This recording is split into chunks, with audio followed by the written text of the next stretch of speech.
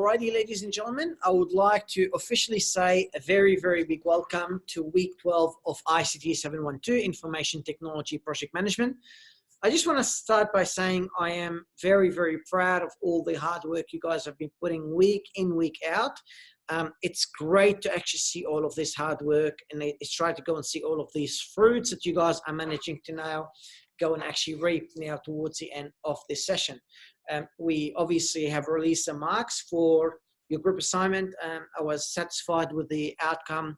There's always ways for improvement, and that's why I always make sure I give you a lot of feedback so that you can see what could I have actually done wrong.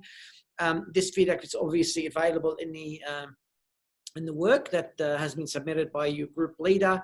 So I encourage you to go and have access to that information, have a look, and checking what sort of things you guys could have actually went and did. Now, I also want to go and say it's very, very important that you guys will go and get a copy of your assignment from your group leader. The reason for that copy is because it is going to enable you to go and read and understand all the content that has been published as part of the group assignment, which could actually be relevant in terms of the questions I am going to be asking you for the final exam. Now, the final exam has already been set. I've already done it.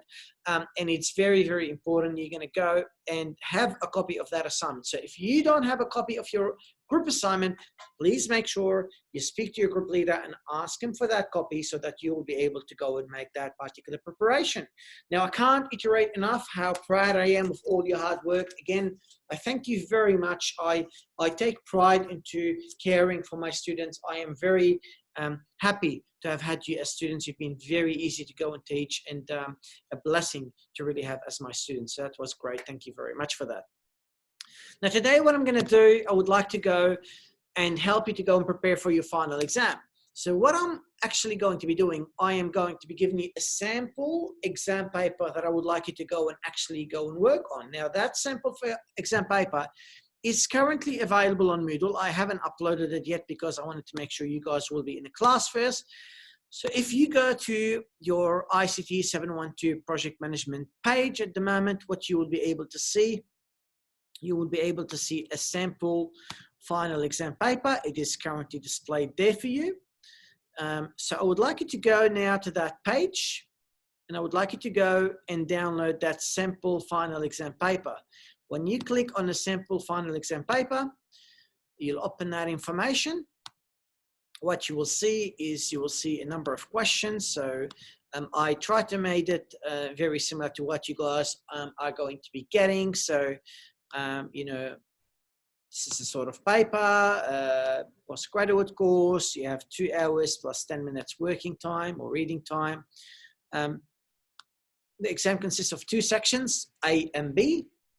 You need to answer all questions of this exam paper, which it means you need to answer burst calculation questions from part A. Each question is worth 11 marks for a total of 22 marks, and you need to go and answer the 3 questions from part B, each of which is actually worth 6 marks. So your answers are marked on content, hence you should write as clearly and correctly as possible.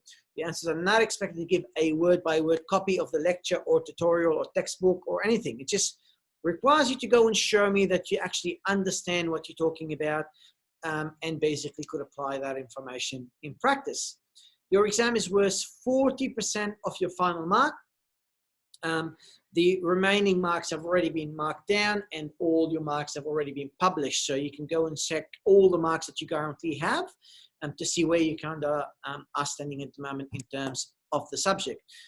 Then again, it gives you the information. This is how you're going to see on your exam paper. And you're going to see here that there's basically section A. It tells you that we have to answer, you know, both questions. And then you can see that there are section B, and it tells you need to answer all 3 questions. Now, these sort of questions here are non-calculation sort of questions. They are expected for you to go and show me all of these detailed ability to go and really write the answers. So what I want you to kind of bear in mind is if I have given you around 5 questions to go and answer for this exam, and if you have 120 minutes, that's mean you actually have around 24 minutes per question to go and answer. What does that actually mean? It means when you are going to be writing the answers for questions like this one, you should not really be aiming to go and write anything high level. You're going to have to go and write in a lot of details to be able to go and ensure you're going to get the mark that is needed. You're going to have to kind of explain the theory, give me an example, and really give me a lot of elaboration. Don't just basically stick to the minimum sort of work that won't actually get you a lot of marks. So I need to see a lot of depth and a lot of details. If you go and think about ethics, for example, this is some sort of a topic that is related to what we go and actually give you as part of your assignment. So again, this is basically interesting because you're going to be able to go and have a look and say, all right, what am I going to go and do in terms of ethics? How could my assignments go and really help me into gathering information about ethics and using that information as part of my final exam? And obviously you have this first part, which is a part that is really full of calculations. So you have a network diagram. And usually in my exam, I always give usually a question about a network diagram. And then you can see here as a sample, I've given you a example about the crash time, normal time, crash time, and crash costs. And sometimes I give that sort of calculation in the final exam, but sometimes I also give the earned value management calculations that we've learned in maybe week 9, but you can search for it, earned value management. We also covered so many calculations, and we have covered videos there, and we have put a lot of solutions. So you need to bear in mind that you could be getting any calculation, network diagram calculation, normal cost and crash cost calculations, or even earned value management calculation as part of your exam, whether you're doing it face-to-face or whether you're doing it online. This is the sort of things that I expect you to go and really be bearing in mind when you're trying to go and really make the solutions. Now, today is no different. Today is going to be an opportunity for you guys to go and spend time to be able to go and really answer the question that I basically have for you. So what I'm going to give you now is I would like to go and give you the opportunity to be able to go and work on an exam as if this is an exam in a real life scenario. So what I'm going to do is I am going to be giving you 24 minutes to be able to go and finish this first exam question. If you don't know where it is yet, if you came late, it is really available. You go to Moodle, and it is available then here as sample final exam paper. I will give you 24 minutes to go and do that question. And then after that, we'll be able to start discussing potentially some solutions. And then you will be given again another 24 minutes to be able to go and do the second exercise. If possible, can you show the back previous questions again? My friend, the question that I was discussing are on this sample final exam paper. Okay, sir. Thank you, sir. So you just need to open that, and then you'll be able to see the first question. So that's going to go and basically give you the first question you are able to go and really look at, which is that first question that I have here. So I need you now to go and spend, I'm going to give you 24 minutes to go onto that first exercise. I'm going to be recording the time. I want to basically make it as if it is a final exam. Later, you can start showing me your work. Preferably if you can share your work and show me what it is. Like, you can take a picture, email it to yourself, and show it to us on the computer, or you can use some drawing tools like OmniGraffle, like Visio. Show me what you've done so that I can see when you share your screen, I can see what you've done. I can give you feedback directly based on that. But you have 24 minutes, guys, to be able to start working on that task. I want to see you doing a lot of work as it's an exam. And if those would just join us now, it is a sample final exam paper under week 12 that I would like you to go and work on. So your work and your time starts now. Thank you very much, guys. You have 24 minutes. All right, guys, now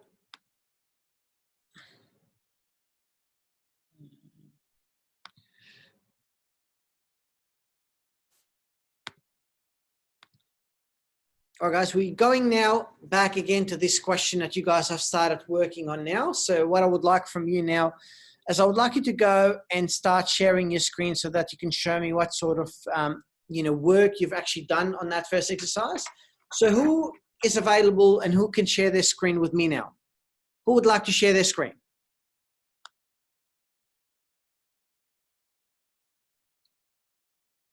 Who would like to share the screen, guys?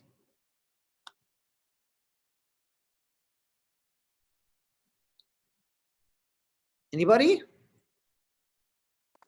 I do it on paper, so I can't share the screen. So, but maybe I can answer some question. All right, that's fine. So you said you've done it on paper. So can you tell me when does this exercise really goes and finish? It's finished in 9 days. Okay. Did you consider that there's something called the lag here? The lag. Oh, you mean the? Did you consider this lag when you're making a calculation? No, sir. Okay, now if you don't consider the lag, you won't get the right answer. The lag is a very primary component here that I've actually put in there for you intentionally. So let's just go and try to What's the lag? have a look at the board, okay? Yeah. So if I was to go here and share the board for you, we know we have A. Yeah? Yes. We know we have A that goes first. How many days is A? 2 days. days. Okay, so we have 2 days. And we know we have activity A here. Okay, great. Now, what do we have after A? B and D. We have B and D. So you know we have B.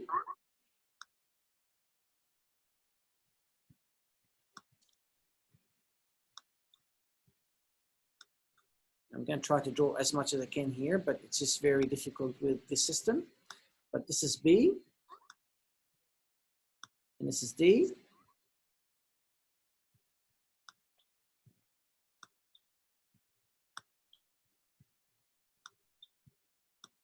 And how many days is B and how many days is D? B for 1 day, D for 2 days. So B for 1 day. Yep. And G is, sorry, D is 2 days. Yep. If anybody who might be asking, saying, oh, where did we get that information from? Well, if we go and look at this graph, it clearly shows that there's A, there's nothing before it, so there's no predecessor. And you can see that there's, you know, before B, there's A, that's a predecessor. And before D, there's an A, that's a predecessor. Now, what do we have before C?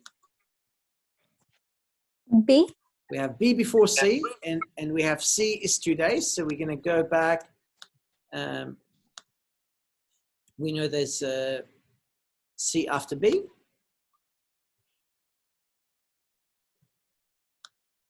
And we know that it's going to be, let's say C, and we know it's going to be 2 days. So we already have an error, means, you know, errors like that means B cannot start until A has finished, D cannot start until A is finished, and so on. Okay, now when does E start? So C for 1 day. What's that? That's 1 day. C has just 1 day duration. C is 1 day. Okay, that's fine. So that's 1 day duration, no problem at all. And then we can see that there's something called a lag of 2 days. So you can see here, lag, and that lag of 2 days. What does a lag of 2 days actually mean? Means activity C cannot start until 2 days after activity B has actually been completed. And that's what we call it. That's what we mean here, lag, finish to start, which means C cannot start until B 2 days after B has finished. That's why there's a lag of 2 days in here. So it's between B to C. It's between B and C, that's correct. So that's between B and C, lag of 2 days. Now we say that there's, you know, we have activity E, which comes after C and D. So the predecessor is C and D. So activity E have here. So E is here. And you can see that information here. E, Is E 1 day or 2 days? 1 day. 1 day. So you can see that comes after C. E is a E 2 days, right? That's E. So E comes after both C and D. That's E. And then we have F that comes after E. You know, the rest is all the same, but basically F that goes after E, and then, you know, everything else is normal. But when you're going, you know, the forward pass and backward pass, you know, A starts after 0 days, plus 2 days equal 2 days. The early finish becomes early start, so it's become 2 days here, 2 days here. 2 plus 2 equal 4. 2 plus 1 equal 3. 3 goes here. 3 plus 1 equal 4. Now I have 4 here and 4 here. That becomes a 4 here. Actually, there's a mistake. Sorry. 3 here, there's 2 days. So this starts after 5 days, not after 3 days. This one here. Let me see if I can have. It's very hard to draw in this because you can't actually go and take anything out. But this is number 5. This is basically number 6 here, because it's 5 plus 1 equals 6 days, because there's a lag. Lag means this cannot start until 2 days after this has finished. This finished after 3. 3 plus 2 equals 5 days. Now here I have 6 days and 4 days. We always use the biggest. So this is early finish, 6 and 4. We use the biggest early finish. 6 plus 1 equals 7. 7 goes here. And then you continue with the remaining information. How many people did the mistake here on this point here? Instead of putting 5, they put a 3. Many of you did this?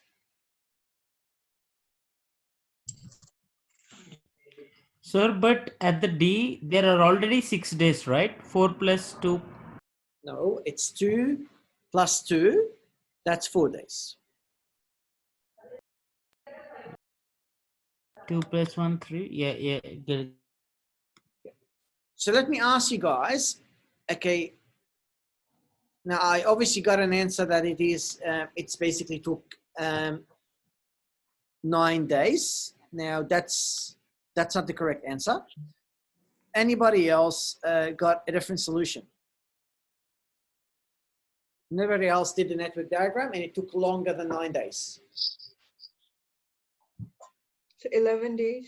11 days, that's correct. What is the critical path? A, B, C, E, F, H. Okay, let me, so you said it's A, B, C, E, F, H. Is that what you said? Yes, sir. That's correct. So what is the slack? Which activities have slack in them? D and G. How much do they have? D 2 days and G 1 day. Correct. And what will happen if we are going to be delaying the task to basically, if we're going to delay G by 1 day, what's going to happen? No impact. No impact. Yeah. But there is a small impact. The project duration will. Duration still does not be- change, Yeah. but you will have 2 critical paths. You will have more than 1 critical path. So think about that. What if it's delayed by 3 days? The project duration increases to 13 days. And the critical path will change. Okay, sir. I'll have to check that. That's okay. So I'm going to show you guys. So this is what I showed you. That's the lag of 2 days. That's what I showed you here.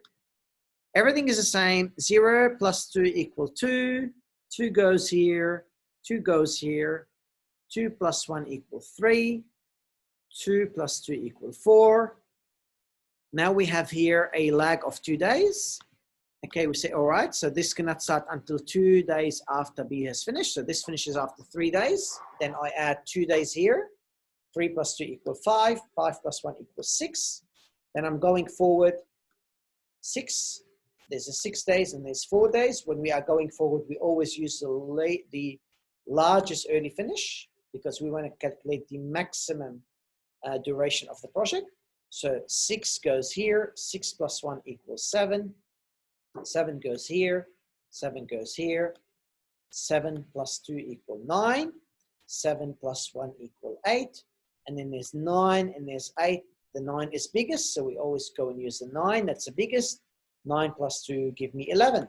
So that's the early finish is 11 days. Now, when I'm going backward, 11 minus 2 equal 9. 9 goes here, 9 goes here. 9 minus 2 give me 7. 9 minus 1 give me 8. When I'm moving backward, I always look at the latest start, and I use the smallest latest start when I'm going backward because I need to get to the minimum number of days at the back. So 7 or 8, 7 is smallest, so I put 7 here minus 1 equals 6 days. 6 goes here, 6 goes here. 6 minus 2 give me 4. 6 minus 1 give me 5, 5. And there's a 2 days of flag. So instead of putting 5 here, we put 3 because there's a 2 days of delays. 3 minus 1 give me 2. And then I have 2 and 4. Which one is the smallest? 2 is the smallest. 2 minus 2 equals 0. To calculate my critical path, I'll do latest start minus early start. 0 minus 0 is 0. 2 minus 2 is 0. 4 minus 2 is 2. So I have a slack here of 2 days. 5 minus 5 is 0. 6 minus 6 is 0. 8 minus 7 is 1. So I have a slack here of 1 day. I can delay the activity by 1 day.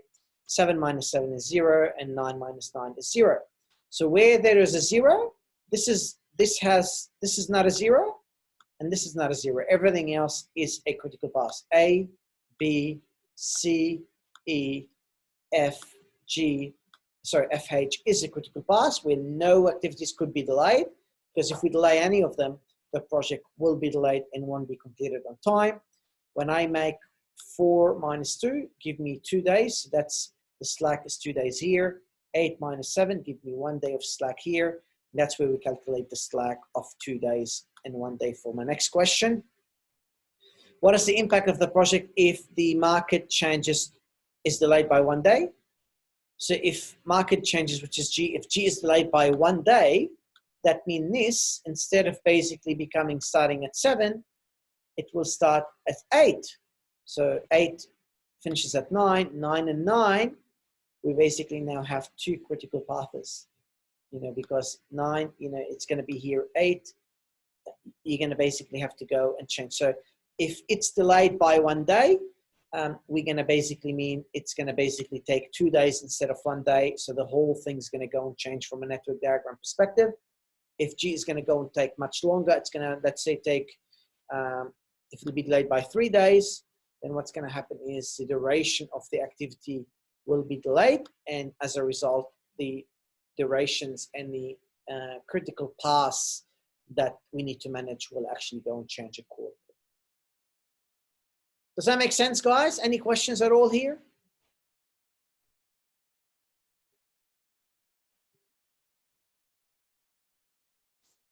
Any questions at all? Yes, sir. Got, sir. I understood. Thank you, sir. You understood it? That's great. Like now, Jay, you still need a lot of practice anyway. I'm glad you understand it, but don't forget that there's all the videos that are loaded. They are available, so make sure you go through them to be able to go and have a much deeper understanding of all of these concepts. But this is one calculation question that, might be relevant for your exam, and I really encourage you to make sure you are able to go and do that exercise in a lot of depths. Yes, sir. The first one, right, sir? That's a first sort of calculation that could be in your exam. There will be now other calculations. I'm going to go through one more when we're going to go and start a tutorial. But does anybody have any question before I finish the lecture and we move to the tutorial for the next example? Yes. Just one question. If the slack is more bigger, is it will affect to the critical path, or the critical path will never? If the slack is big, if you have slack, means an activity could be delayed. So when you have a slack, it means I can delay this activity by 2 days without delaying my end duration of my project. The better, the more slack there is, the less sensitive your project is, the more likely you might be able to go and finish your project on time. Okay. Now, I'm going to give you some good news. I very, very rarely give any lag in your final exam. So I don't usually give you a finish to start lag or any lag whatsoever in your exam. That was just a bit of a trick I wanted to make sure I give you in practice. Usually I don't give lags in the final exam, but it could come, but not necessarily it will come. So just have a look. If there is any lag that you are given, make sure you know what the lag means and make sure you represent that lag as part of your network diagram. Okay, thank you, sir. Thank you very much, guys. Now, this is the first part of our preparation for today. Thank you very much for coming to that. I needed to now continue with the further exercises.